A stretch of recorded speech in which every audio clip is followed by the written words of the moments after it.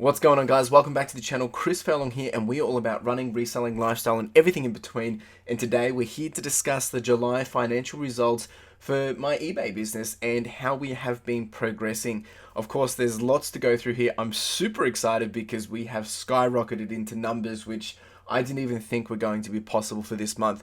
I want to touch on a whole bunch of different things, the usual, take you through the data, the top items, and some of the lessons and things that I've learned along the way. And of course, I will share anything that I think that I've got to share.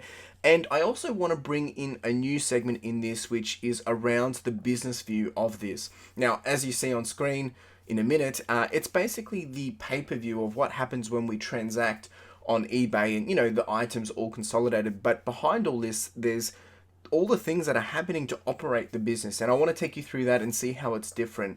And I think this is super key for anyone getting into this a bit more than part-time. So without anything else to say, let's just get into it. So here we are, guys. Here is July 2021 snapshot, and things are, there's lots of green.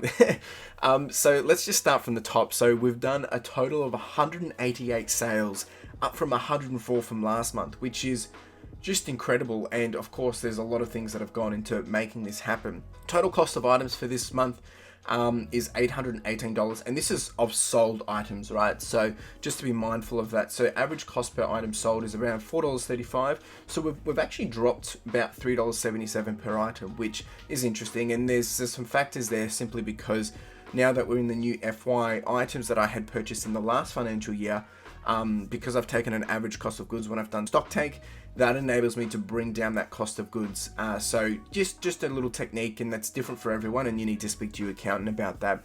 But total revenue for this month is incredible. I thought I was going to make, I didn't even think I was going to make 5,000, but then I was trying to push for 5,500, but we have landed on $5,479, which is just incredible. Average sale price is down by about $7.89, so we're sitting at around average sale price of $29, which is a lot lower than I would like. However, the total revenue, we've totally blown away last month, which was my biggest month, and we're sitting at 43.6% up, which is just incredible. Very hard to fathom. The other thing that I want to mention is total fees and post at my cost. Because I did a video around, postage costs when we're charging the buyer. So this number only reflects the ones that I've had to pay out of my own pocket at an expense. So we've done a total of $1,512 in terms of fees and postage. So average being around $8.05 per item sold, which means we've come down around $2.90, which is really, really good. Total profits, this is incredible. We've done $3,148, which we're up by 70%. So margin was a lot higher this month compared to the previous months, sitting at 57.5%. So up by about 9% almost. So incredible stuff. And of course, there's a lot of things that have gone into play to ensure that this has happened and to make this happen. And it's come out better than I expected, to be honest. And that comes a lot down to the consistent listings over the last, few weeks, which we've been touching on over the last couple of weeks in my What Sold videos, basically doing 15 listings every single day for basically the last four weeks almost. So we'll touch on that in a minute. So here is a bit more of a deep dive into July 2021. So as I mentioned, we did 188 items, and here's a breakdown of the different things. So you can see from an average perspective and a totals perspective, but also you can see all the items sold and the categories. And this might just help you see, what's relevant to you and what's not. So if we're looking at the top section, sales, average sale price is around $29.15. Postage cost to me is around $2.86. Our fees were sitting around $5.19, and profit were about $16 per item. But when we look at, the actual categories sold, toys have been the big one for this month, which is, it's quite interesting. Usually it's been books for the last couple of months, and you can see books has come in second, which is really good to see that consistency, because that is probably the most items that I am listing. But in terms of profits, we have absolutely smashed it in the toys, and a lot of this has come down to Lego and different things, because I didn't have a huge cost to them, because they were either thrifted at home during lockdown, or they were just things that I'd been, delaying putting out. And I picked up quite a lot of bundles, which, if you sold one item from that, paying for the price, the rest of it became profit. So a few little tricks of the trade with that one, but it's been a solid week. So if you've got questions about this, do let me know. But these are the categories that I've been selling in. Bric-a-brac, there's been a question, what is that? That's kind of like your mugs, glasses, and cups and things. So a good variety of different things. Alright, so let's just jump straight into the top 5 sold. A lot of you would have seen this over the last couple of weeks, but I just wanted to give you that perspective across, what has been for the entire month.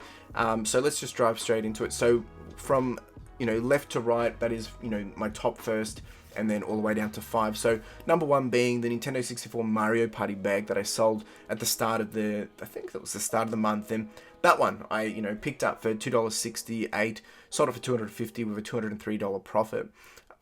We had some Yu-Gi-Oh sets. This is 2 lots that I sold. They cost me around $21, and I was able to sell the seasons 1 to 3 for $120. That was 2 lots, so 60 and 60. With a nice profit of 81. And then as we move across, there was some more DVDs, some Zoid DVDs, which you can see around an $80 sold price with $64 profit. Dr. Blake Mysteries DVD collection. Also, that one went to Canada, so I was able to get a bit more profit from some of the savings with postage, which came out with around $61 profit. And then the final one being the Lego bulk assorted mixed, which cost me nothing because it was from home, and sold it for $65 with a $60 profit. So I wanted to show you those range, and this is the top 5. So a lot of you have seen these, but it just once again summarizes it to show you the things that I have been able to get this month. I haven't really had huge profit on items that I've paid big dollars on. I guess, the Yu-Gi-Oh I've paid $21 on, but still, nothing as an outlier, but pretty consistent.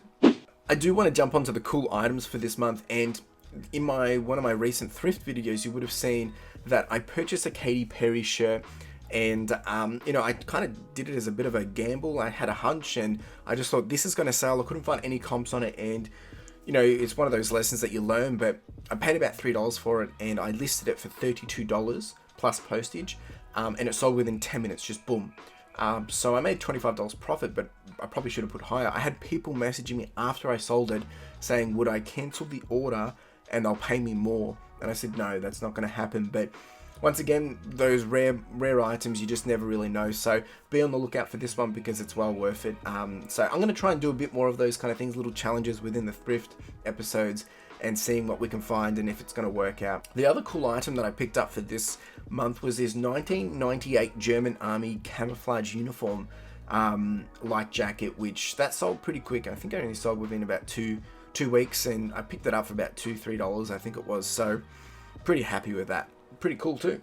Alright, so flops for this month. Look, all in all, it's been a very, very good month. We didn't really have any, I think we might have had one return or refund, just simply because there was some, mistakes made with packaging or whatever, but they're all great lessons to have. But the major flop to call out was just one item that I sold with a bit of a whoopsie. I listed it incorrectly, and basically I lost $13 on it. But one of those mistakes that you make, but at the end of the day, the revenue came in. I think it was a $39 item, and I sold it, and it was meant to be $59 or I don't know. But I lost $13 on it, so it is what it is. It's gone now. Onwards and upwards. It's just like as if you had sent something, made a mistake, and they requested a refund. So I'm looking at it that way, but it's all good. It's all good. So otherwise, the month's been solid. So wins, lessons for this month. It's been an absolute amazing month. Listings has been key. As I mentioned, I've been, making sure I'm getting those daily listings in, and it's been my best month yet, right? And I think the difference here is last month we spoke about FY22 and how I want to go into the business, looking at it slightly different. And this month I've gone in with a business view applied, and we're going to touch on that at the end, and how I'm leveraging profit first and things like that. So that's starting to do some wonders, and I'm picking up a snowballing effect, meaning I'm putting in a lot of effort into making sure the store's getting uplifted, promoted listings, and I haven't even got to managing some of the smaller tweaks and relistings and things like that yet. That's what I really want to do for this month, but things are starting to pay off. So the lessons are really actions equals results, right? I think what you put in is what you're getting out, and if you can find new ways of getting ahead, then that's what you need to do, which leads to friction points. And I think this is super key. If there's things which are causing you to slow down, whether it's with listings, if it's causing you to slow down with sourcing, if it's causing you to slow down with packing, find them and eliminate them. And I have found so many this month, once again, because I've had the volumes coming up. I'm sitting almost at 40 items a week consistently, and I'm basically posting, between 5 and 8 items a day. So I do have the 3-day turnaround on, but I like to get them out. Otherwise, I'm going to have to be doing 20 items every time I'm doing the postage, and that takes up a lot of time. So learning those friction points of what's working when you're doing your packing and posting and things, that's a key one, whether it's labels or whether it's, because I am selling a lot of DVDs and games, so they're going into envelopes. Handwriting them out takes a lot of time. So removing those friction points. Other things around listings, if there's things that frustrate you with listings, how can you eliminate that before you start the listing process to make it a bit more smooth? If there's ways of cleaning up items on the weekend so that through the week you can list them a lot quicker.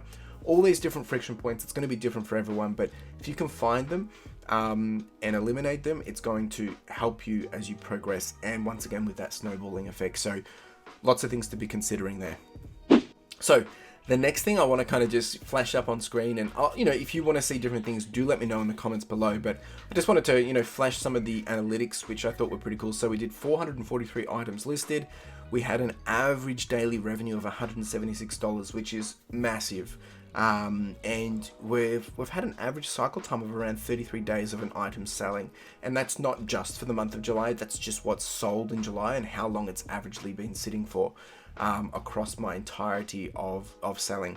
Alright, so year-to-date view, if we have a look here, you can see that we've progressed from Jan to July, and we've had some big increases, and I'm going to show you a graph on the next one. But if you wanted to zoom in, if you wanted to have a look and see how things are changing over this period, you can see it all here.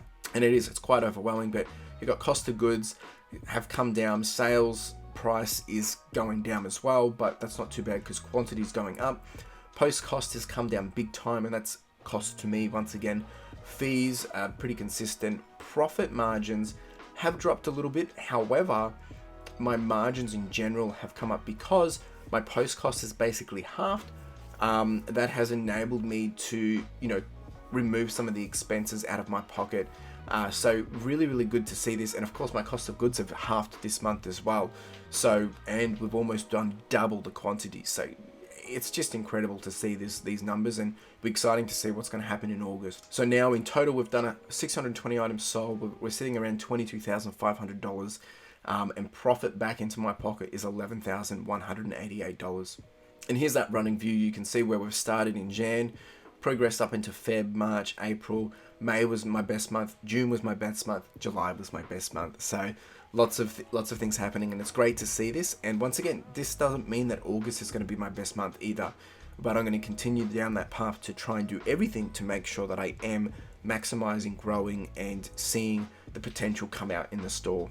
So one area which I really wanted to make sure that we all see is the business view. And I mentioned at the start that, what you saw up front was kind of the things that are happening from a transactional standpoint and just related to items selling. However, if you're looking at this perspective, this is a, accounting view. And what I wanted to make sure people understand is that there's other expenses that go into a business, and I haven't even got them all here, and we're going to discuss it, that, are helping me operate it. So if you're looking at the top of the accounting view, yeah, we've got the revenue of $5,479. We've got the profit, we've got the fees, we've got the postage paid. Postage paid is the total that have actually gone out of my bank, meaning this isn't out of my pocket. This is actually the total postage paid expense. So whereas the other view is looking at it when the customer has purchased postage and there was only a cost to me. Whereas this, obviously it all plays out, but this is the total postage paid. New stock quantity, we had 160 new items come through, which I've paid about $452. And the key that I want to talk about here is other expense. Now, once you put all that to play, I'm sitting at a margin around at about 41%, which when you see back what I had at the start, it was a lot higher. I was sitting around that 57 mark, I think it was. So there's a big difference there. But the reason why is because here, this is everything that's hitting the business and transactioning through the bank accounts, right? So other expenses, that includes postage supplies, storage supplies, stationery. Postage paid is what's coming out of my bank account to ensure that the items are getting posted. And of course, the revenue is then, bringing all that back in. I just wanted to make sure that this is very clear for people. And look, at the end of the day, this isn't really bad. This is a 40% operating margin. It'd be better if it was at 50%, but this is pretty good. This is pretty good. And it's the first time me showing this, so I'm going to be tracking this each month to show you what's happening. Now, the other thing I wanted to mention was profit first, but there is a big disclaimer here. This is not how I'm doing it, because I've been doing this since the start of June. I've been doing this on a weekly basis. But what I wanted to show people was, if you were leveraging profit first, this is just an example, and if you were paying yourself monthly, I pay myself weekly, this is what would have happened. So income is the profit coming in after the whole month has finished, right? Because that's your base zero. So technically, building up from the profit first perspective, we would have gone with a splitting of 49% goes into your operating expenses, 5% goes into your profits, 31% goes to owner's pay, and 15% goes to tax. So realistically, the profit or owner's pay is you're sitting around $695 plus $112, and that would have been just for the month. And then the next month is you're meant to only operate with a dollar value of around $1,099, and the idea is that you need to achieve everything with that amount to try and keep it lean. So this is why it's very interesting to track this, and what I'm going to do is use this as an example to show you how this is being applied across the year. Now, once again, this isn't my exact numbers, simply because I've been doing this since June, so my numbers are getting tracked on a weekly basis and it's slightly different, but this just gives you a perspective. Usually a lot of people would have said, well, I would expect $2,243 into my pocket. Well, that's true, but what I want to make sure people understand is the whole idea of profit first is that when that income comes in, that it's getting split up. So there's a lot of ways that we do this differently, and for weekly, for me, what happens is when I get my eBay income, which is after fees, which is after they've taken out any fee credits, once they've taken out any cancellations, I then put it into this little, splitting formula, and then it enables me. So if I had done $1,000 last week, my operating expenses would be divided from that $1,000 that I got paid out. My profits go out of that, my owner's pay go out of that, and my tax go out of that. And then I would pay myself with owner's pay once every month. So this is something I'm going to be experimenting with and just sharing. So if you're looking to use profit first, you need to read it yourself and apply it how it follows and makes sense for you. It's going to be different for everyone, but this is just an example to help you understand what it does. And it means next month, the idea is to see if I can operate the business at $1,000.99, and yeah, see it compound and snowball over time. So that's it, guys. That is July. It has been just a wild month. Just, I cannot believe the progress of this and seeing how well it is done, because once again, it all comes down to me putting in the effort. And of course, a big shout out and a big thank you to the two Aussie thrifters, because they did challenge me saying, oh, do you think you could do this? Let's see if you can do it, and keeping me honest. And it has. Hasn't been easy. It's been some long nights, so finishing listings at 10 o'clock, and sometimes I'm getting up at 6 and doing the listings. It really depends on your life, and of course, it's going to be different for everyone, whether you're part-time or full-time or doing it as a hobby. And I think that's key, is understand what is your end game here. Are you doing it full-time? Are you doing it a hobby? And how can you build things into the business to ensure that you are getting that maximized outcome, right? And on the weekend, I've just done another shuffle of storage and things just to make things move quicker and smoother, and how I'm packing and how I'm getting ready for my postage items and all that jazz. So these are all things to better yourself. And if you've got ways that you better yourself and how you're trying to apply better ways of working, do let me know in the comments. I would love to hear it. It's going to be different for everyone. And once again, this is not a representation of your store. This is my store. This is what's working for me. This is what's not working for me. This is the things that I'm learning. Of course, you can apply it in your own manner, but it's going to be different to everyone, because some people aren't selling everything I'm selling. But I think it's very key to understand that what you put in, whether it's intention, goals, focus, consistency, that's when you'll get the outcome. It's not always about the items you're selling, but also how you're getting out there and selling it. So very interesting. I think the other thing to call out that I didn't really mention is this month I had a huge focus on the buyer paying postage, right? And that has played into some of the numbers too. So lots of things to discuss. Of course, if you've got questions, thoughts, comments, difference of opinions, chuck them down in the comments below. Really do appreciate you being here. And that's what it's all about, is having this conversation, helping each other grow. So appreciate being here. Make sure you like, subscribe, comment, do the whole shebang, and hustle. Ciao.